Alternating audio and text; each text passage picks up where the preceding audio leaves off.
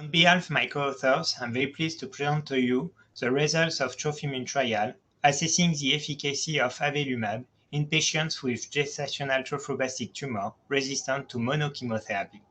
Next slide. Gestational trophoblastic tumors are rare tumors developed in the placenta of young patients during pregnancy. They are characterized by high blood levels of HEG as long as the disease is active.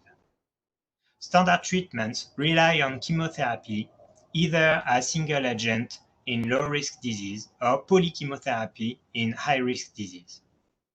If chemotherapy is associated with high cure rate, it is also associated with significant toxicity. In the current development of novel targeted agents, there is a need for innovative treatments in GTT patients.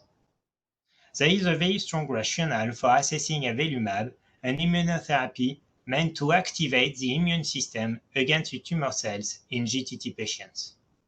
Next slide. Trophimune trial is an academic phase 2 trial sponsored by Lyon University Hospital in France and led in collaboration with the network of the French Gestational Trophoblastic Disease Center. Avelumab was given IV every other week in patients with GTT resistant to chemotherapy. In cohort A, these were patients with resistant to single-agent chemotherapy, whilst in cohort B, these were patients with resistant to polychemotherapy. We are presenting here the results in cohort A. The objective of the trial was to assess the efficacy of avelumab in terms of normalization of blood HEG, which is a common criterion to assess the treatment efficacy in this disease. Next slide. Regarding the efficacy, 17 patients were enrolled in 2 years. Out of them, 15 patients were treated and accessible. Successful normalization of HEG were obtained in 8 patients, enabling avelumab discontinuation. We observed no subsequent relapse despite the discontinuation of avelumab, meaning these patients were potentially cured. Of note, 5 patients who should have been treated with polychemotherapy because they had high HEG or because they had resistance to both single-agent chemotherapy were successfully treated with avelumab and escaped from the toxicity of polychemotherapy. 7 patients who had resistance to avelumab were successfully managed with chemotherapy with or without surgery. No patient has died so far. Next slide. We had a happy event in trophimune trial. A patient who was successfully treated with avelumab wanted to be pregnant. 1 year after discontinuation of avelumab and normal HEG, she was allowed to stop contraception. She could develop normal pregnancy and deliver a healthy baby, as shown on the right figure, displaying HEG versus time.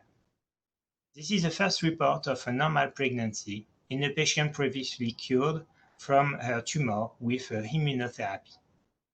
This provides reassuring data about the impact of immunotherapy on subsequent fertility. Next slide. Regarding safety, the tolerability was very satisfactory. No dose reduction or dose delay due to toxicity were needed. Patients experienced only mild or moderate adverse events, but never any adverse events. 3 patients had immunological effect consisting of thyroid disorders. Next slide. In conclusion, this is the first trial of immunotherapy in GTT patients. It demonstrates the feasibility of a trial in such a rare tumor enabled by the organization of gestational trophoblastic centers. It provides data about efficacy of avelumab in GTT patients with resistance to single-agent chemotherapy. About 50% of patients had HEG normalization without any relapse despite treatment discontinuation with a 27 months of follow-up, meaning these patients were likely to be cured. Of note, minimum 1/3 of patients could escape from toxic polychemotherapy because they were successfully treated with avelumab. The tolerability was excellent.